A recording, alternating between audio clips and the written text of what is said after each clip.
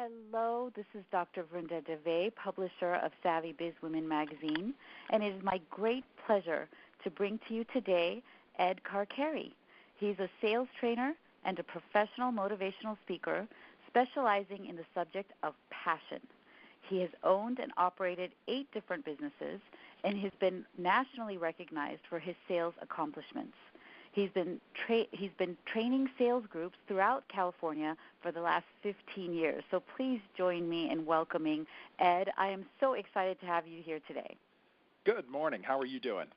I'm just doing great, and I just want to dive right in because, Ed, you've had such an interesting history, right? Like your journey has been really fascinating. I think you are truly the epitome of a self-made man, as you know, people who've already read your the feature where you talk about your background. So I wanted to take this time to go deeper into, and pick your brain, like, where can we improve ourselves and our businesses? Where does passion come into play there? And what we can do to increase our sales. So I think, this is going to be a very exciting time for us to get into this with you. I like it. Let's roll. Okay. So let's start off with, you talk a lot in your work about passion. And I wanted to ask you, there's so many, we hear this a lot, right, that if you pursue your passion, then success is bound to follow, right? But yes. What happens when we are confused about what our passion really is? How do we find that? And then for those of us who are entrepreneurs, and I know you know this because you've had business failures, and many of us go through the same obstacles, how do we keep those fires burning? How do we keep the passion burning when we're going through those difficult times? I think let's start with what passion is, because this seems to be where the most confusion is and where we get tripped up the most. We tend to follow the wrong things. And it might seem simple on the front end, but on the back end, it has huge results. Passion it's always directed to people. It's never directed to things. And this is where we get confused. We'll say things like, Ed, you're really passionate about radio, or Ed, you're really passionate about football. And it might look like that and feel like that, but that's not necessarily true. What I'm passionate about and what you're passionate about is people. That's where passion is directed to. That's what unleashes our purpose, gives us our destiny, and it's a built-in GPS for us. But if we're following the wrong things, even if it's off just by a percentage, by the time we get to our destination, as you know, we're way off. We could miss what we're aiming for by a full continent. So we have to understand it's people that unlock our passion. It's not stuff. It's not money. It's not prestige or power, position. It's not a job, it's not a career, it's not your product or service or your business.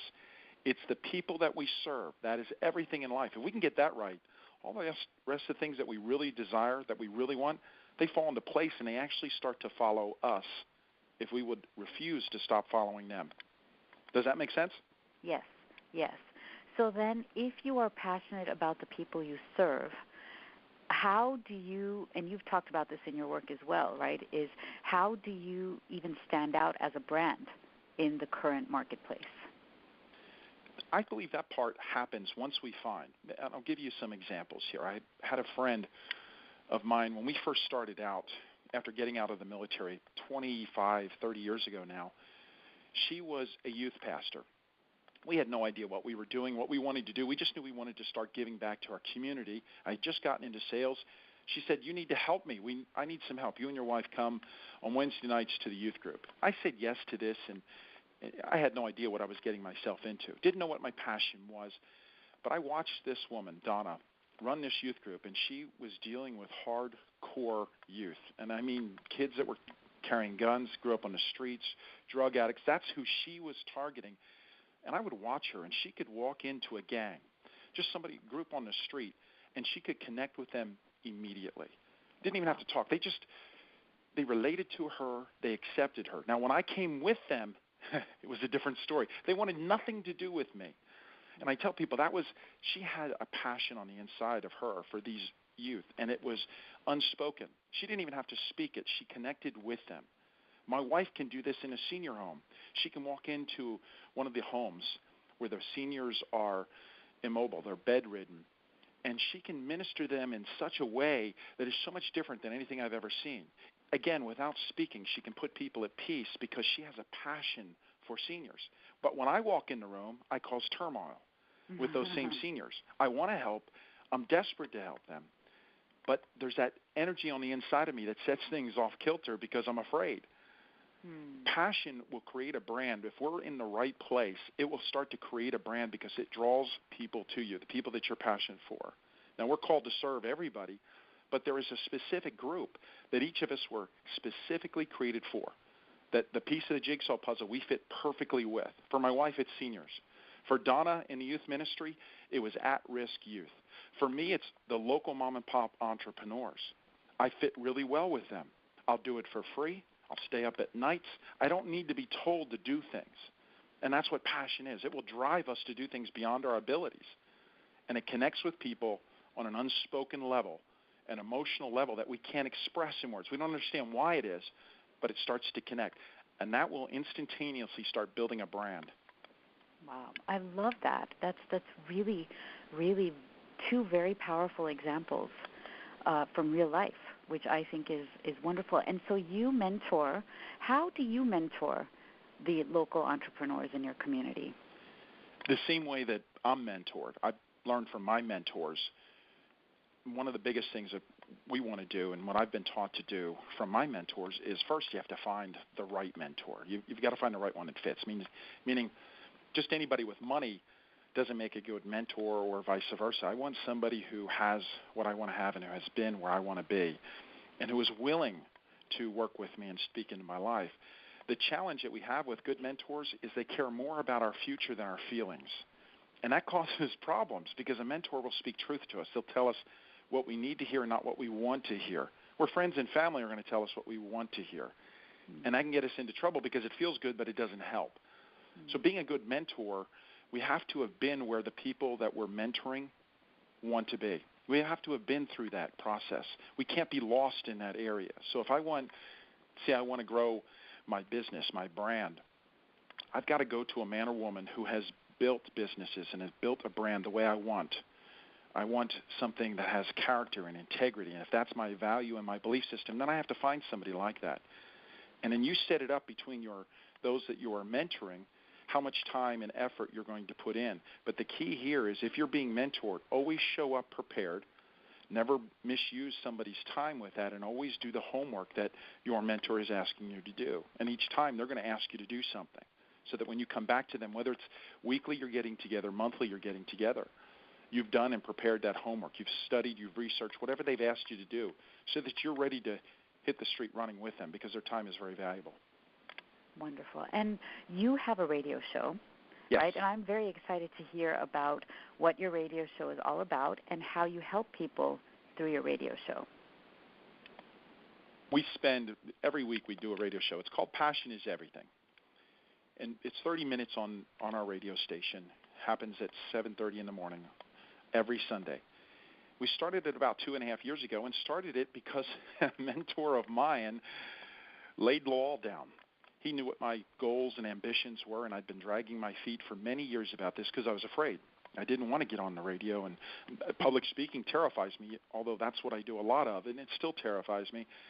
And he finally got fed up with my excuses and said, this is something you have to start. And a week later, we were on the air. I still didn't feel like I was prepared or ready, but we always feel that way when we're launching into something new. And my goal with the radio show was to share with people how to find their passion, because it took me so long, and I went through so many steps, and I was so discontent for so long until I found it.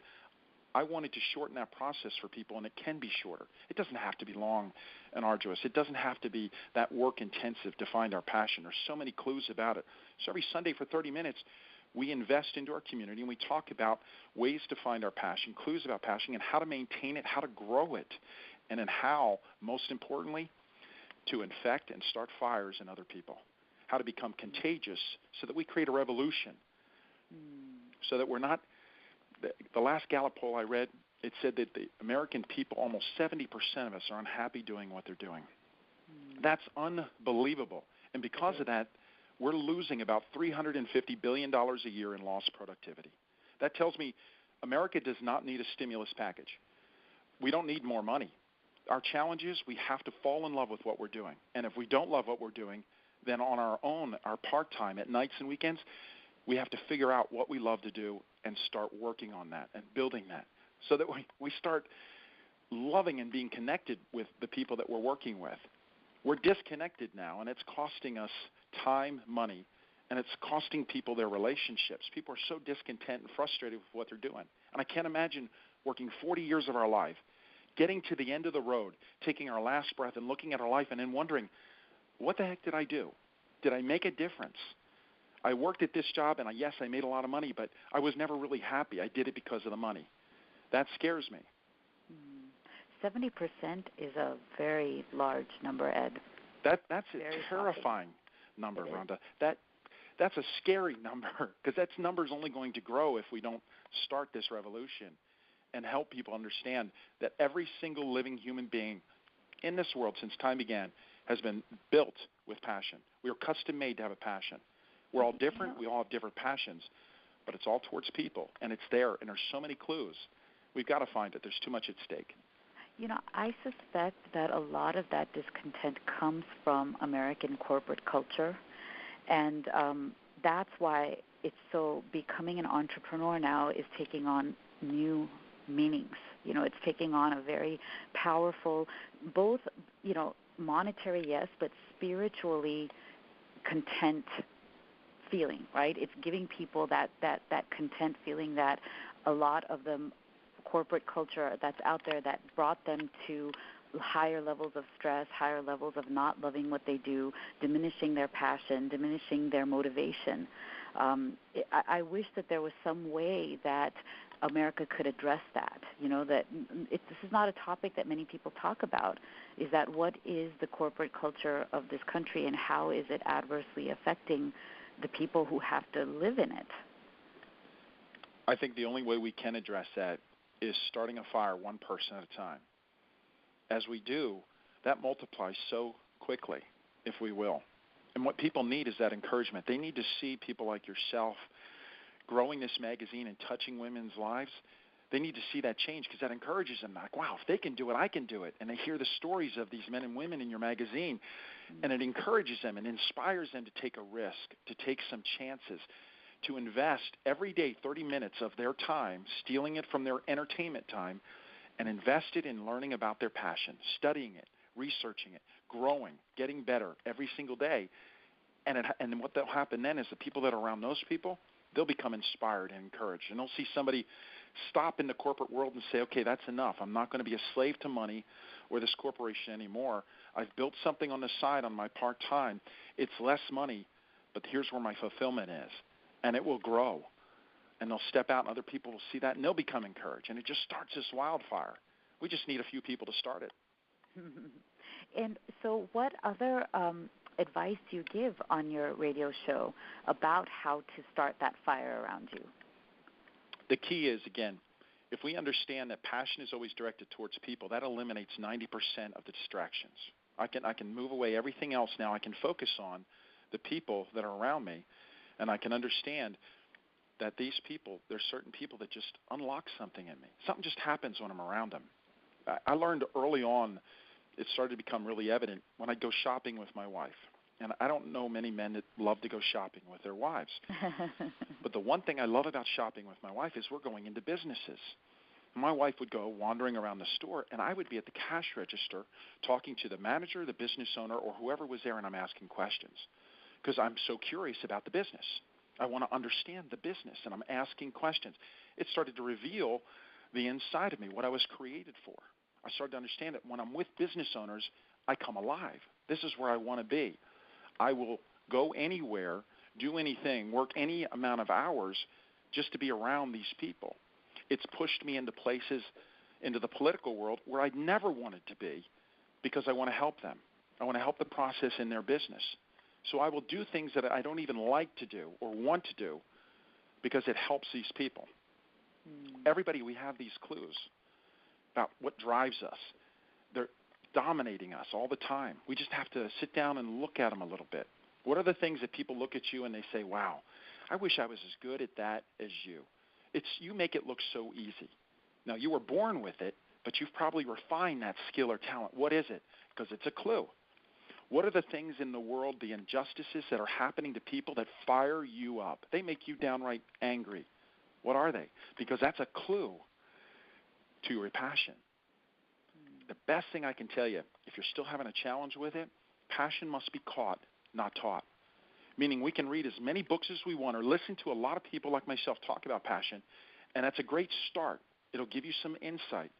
But if you truly want to catch it, it's highly contagious. Get around other people who have it.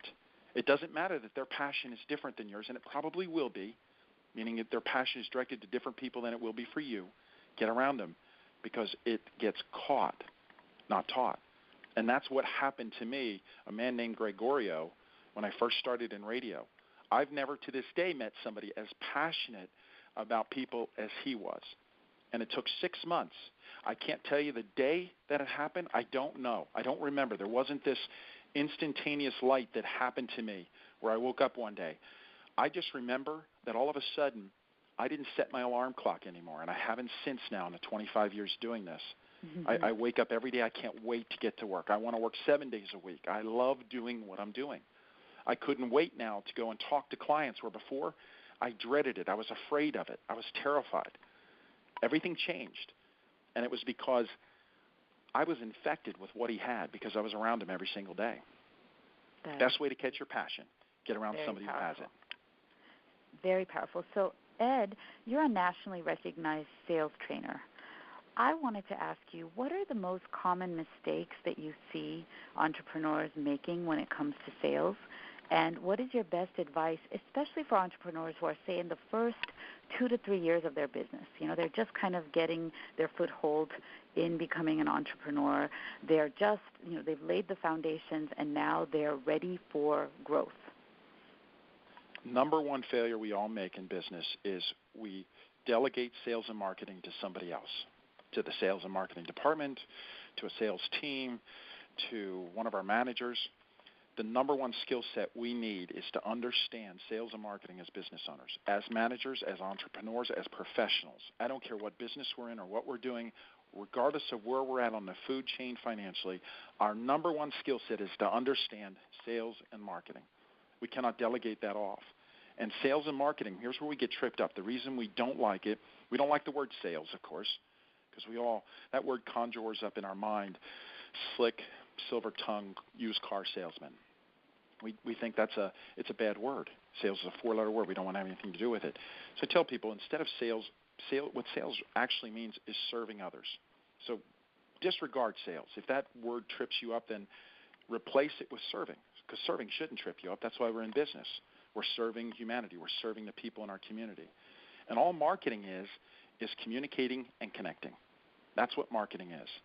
It is communicating a compelling message and connecting with people on an emotional level. It's not forcing them to buy something they don't need. That's not sales and marketing. I don't know what that is, but it's not sales and marketing. Sales and marketing is serving people and communicating to them in such a way that we connect with them. If we can understand how to do that, business is so much easier. And for a new businessman or woman just getting started, the way that we do this, it's very simple, but it takes a lot of work. Get involved in your community. Get out there at events. Be seen. Join a board or two. Get involved in networking groups. Put your hand out and shake people's hand and make them feel better about themselves. You bring the referrals. Don't go and join these groups looking for the handout or get on a board for a resume. You go with the sole purpose, I'm going there to serve. I'm going there to help the Boys and Girls Club, the YMCA. I'm going to get on this board because it matches my personality and my passion, and I have skill sets that I can give to them, and that's what I'm there for. I'm there to work. I'm there to serve. The rest of it will follow. We don't like doing that because that's the hard part. Getting out there and shaking hands, going to a trade show, working a booth, going to an event, getting up in front of a group of people and speaking, talking to your nonprofits and speaking to them. We don't want to do that because, one, it's public speaking. We're afraid of it. Two, we have to get out there outside of our comfort zones. Very, very difficult, which I totally understand. It's difficult. But if we can do that, we can do anything. The business part of it, building the brand, building your business in that first couple of years in its infancy when it's so critical, if you can do this, you can triple your chances of succeeding. Wonderful. So let's end with the power of positivity. This is something that is very important to you, right? Passion plus positivity. Yes. How does positivity, and we've heard this so much, right? The power of positive thinking. It's been out there for quite a while. You tell me, where do you think in our current situation in 2014, right now, with the world, how do we approach with a different kind of positive mindset, and how do we practice that on a daily basis so that we keep moving forward in a powerful way? Being positive is absolutely essential to finding your passion. We have to do it because as a negative person, you'll never see your passion, even if it's sitting right in your face. Because we're going to look down on everything. We're going to find an excuse and a reason. So it's changing that mindset. And becoming positive is the same thing and will take the same amount of effort as to getting into shape. And we don't like that. That's hard. Look at the New Year's resolutions. Number one every year, I want to lose weight and get into shape. And by March, most of us have failed at that. So getting my mind into shape will take the same amount of effort, which means I tell people 30 minutes a day. Start with 30 minutes a day. Read, educate yourself, steal from your education. We're watching so much TV, listening to so much radio, reading so many magazines, getting on so much social media, and we're spending our time instead of investing it. So take 30 minutes out of the 4, 5, 6, 7, 8 hours a day that we're entertaining ourselves and listen to positive, motivational, inspirational CDs, read autobiographies or motivational books, especially before you go to bed. 30 minutes a day.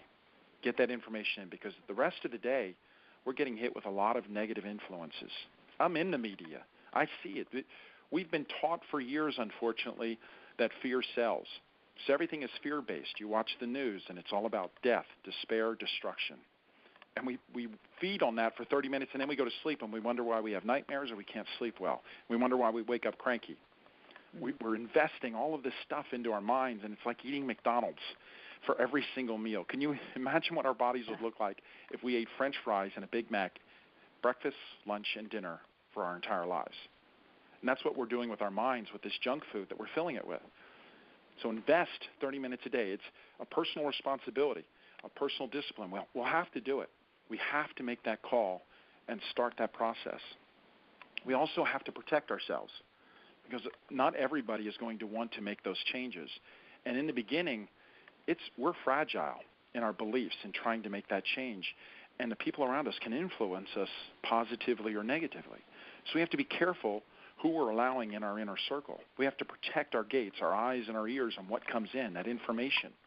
If it's the TV, we've got to turn it off or switch channels or at least limit its access into our lives. The same with friends. And you'll know which friends you can confide in. Just try it one day. Share your goals with them. And the ones who push you up, the ones who are trying to help you, that become a sale, those are the ones that you want to spend more time with. The ones who pull you down and say things like, oh, Ed, you can't do that. You don't have a college degree. Or Ed, you don't have the money for that. Or Ed, you just don't have the experience. Ed, you're too old. Ed, you're too whatever it happens to be. These are the people we want to protect ourselves from.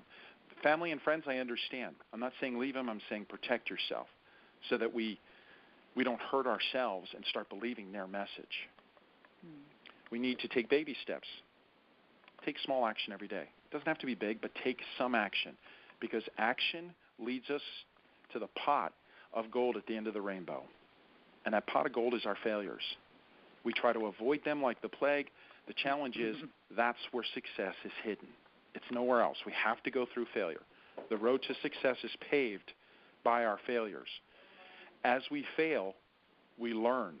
We grow from it. We stop. We think, okay, this is where I made the mistake. I'm going to try again, which means I'm going to repeat the process, taking a baby step, some action. I'm going to fail again. That's inevitable. Action always leads to failure. But the failure, that's the beauty of the equation. That's where the treasure is hidden. If we can go through these processes and then find some good mentors along the way, they'll help us apply them because your mentor is your coach. Left to my own decisions, I'm going to probably make poor decisions and I'll probably rationalize and let myself off. But a mentor, he or she isn't going to let me. They're going to pull some of the slack out of our chain, like which happened to me a couple of years ago with my radio show. They're just not going to accept the rationalization and excuses. They help us to apply the process. Does that make sense? Yes, absolutely. And since you mentioned, and I think what you're saying is so true, I think people spend so much time entertaining that they don't continue to educate themselves. So is there anything, Ed, that you would recommend that you found very transformational in terms of books or ideas? Yes, I love everything I get my hands on Rich Dad, Poor Dad. I was turned on to Robert Kiyosaki about 15 years ago, and he's got a lot of different information. For me, I read specifically his information on business and investing. There's a lot of other things that he does that I'm just not interested in, but when it comes to business, I love what he writes about because he breaks it down into such easy language for me. I love John Maxwell, an author, public speaker. His book, Failing Forward, revolutionized my life. Now, he has many books, but that book is my favorite. I couldn't even number the times I've read it. You can see through the pages now. They're so thin. I love Carmine Gallo. Failing Forward. That sounds really great. It is, because it's chock full of people who have failed. That's what I love. It's inspiring to read these men and women who have overcome such obstacles. And then when I look at my situation, it makes me laugh. Like, I haven't faced anything that they have had to face. And then you were mentioning one more? Yes, Carmine Gallo. He's written 2 books. His first one I loved. It's called Fire Them Up. And it talks about being compelling, how to express your passion in communication. Very insightful, especially if you're in sales and marketing. You're a business owner, which is sales and marketing. Excellent book. That sounds really great. So tell us, Ed, how would we learn more about you, and how would we work with you? You can go to my website, edcarcarey.com. It's still in its infancy, and I'll spell that for you, too, because Carcarey, you're just not going to find that name hardly anywhere. It's EDCARCAREY.com. On there, you can find some information. I've written some blogs. I have some podcasts there. I do speak mostly in California right now, but I will be branching out as we go further, and I'll be adding more information there. They can email me through there. It'll come directly to me, and I'll contact them immediately if there's anything that I can do to help them, whether it's business or sales and marketing or keynote speaking. That is wonderful. Thank you so much, Ed, for being here. I really find everything that you talked about very compelling, very inspiring, and I hope that everybody who's listening feels fired up, feels more inspired, and gets out there and really pursues their passion. So thank you for that. No, thank you. I really appreciate you investing some time with me today, and I look forward to not only reading this issue, but the rest of your issues that you're doing. Love what you and Sherry are doing on the magazine. Thank you. Thank you so much, Ed. So this is Dr. Vrunda Davé and Ed Carcarey signing off. Go out there today, be unstoppable, achieve more than you ever thought possible today.